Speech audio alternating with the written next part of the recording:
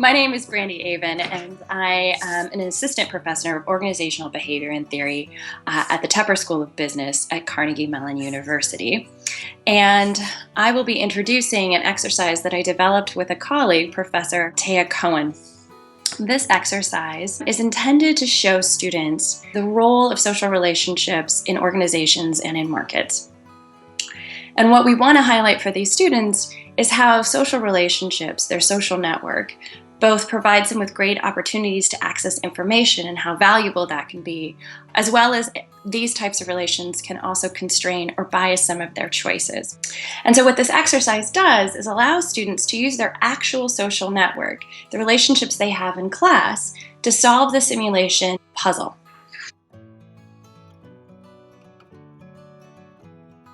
In the simulation, there are two types of products. You can think of them as high and low quality, or in our case, authentic and inauthentic.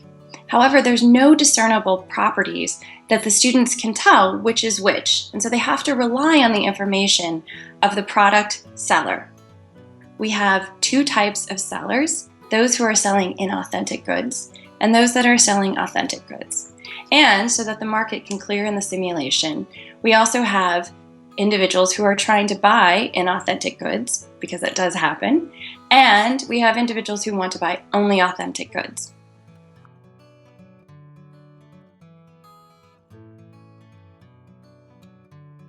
So prior to conducting the simulation in class, I have students complete a survey on their social network. The social network survey is comprised of two main instruments. One, getting at the trust network within your class, within the participants in the simulation, and the liking network, how much each student likes other students. I will ask students to think about how they pick their negotiation partners, how they pick partners in the marketplace, how they select who they want to work with on a project, and who might be the best partners for us. Then, students are assigned to one of the four roles, to authentic buyer or inauthentic buyer, authentic seller or inauthentic seller.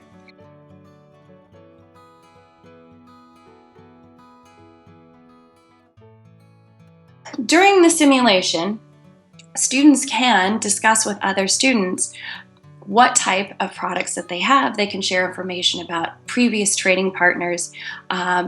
They are not required to be completely honest, and so there's an opportunity for fraud to actually happen in this marketplace setting.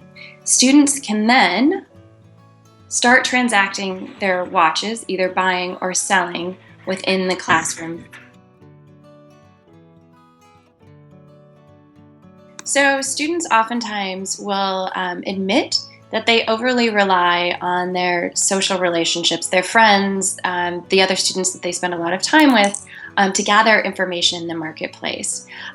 In some cases, this can be really helpful if their network is healthy and diverse enough. However, if they are in a very small, homogeneous clique, they can find that they don't have access to a diverse set of information that helps them transact more successfully in the marketplace. Students will often admit that they overly rely on people they like, not necessarily who they trust, but who they like as negotiation partners. And I often highlight for them that this, in some ways, limits their search. And these students who admit this often do perform less successfully than students who try a more exhaustive search across the simulation participants.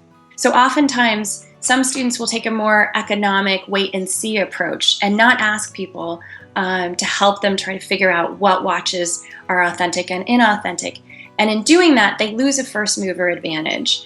And so the market will clear, or the prices will adjust over time, and so they'll be sort of forced out of the market because authentic goods have now acquired a price that makes it hard for them to purchase them.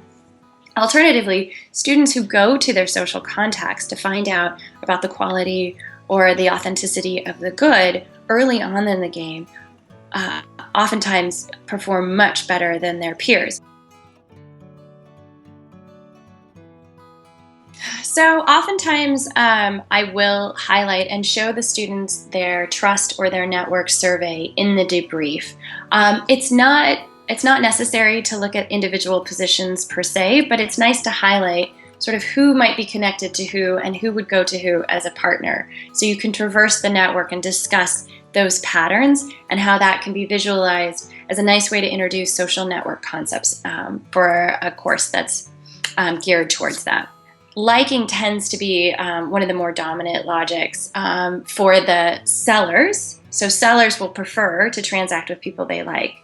Buyers, because they're in the more vulnerable position as they see it, tend to rely more on the trust network. So it sort of partitions out based on their role. One point to highlight is you need to be sensitive or delicate about how you use the social network because it does have students' names. And if a student is peripheral and they're also less successful, it might highlight for them sort of their social shortcomings, which can be a little difficult at a classroom levels type setting. So I try to be sensitive to that. And so I actually use the dashboard directly to allow students to talk about their performance and their strategies, what they were doing. Negotiations courses, OB courses, as well as a behavioral strategy course that's interested in networks and information via networks for competitive advantages.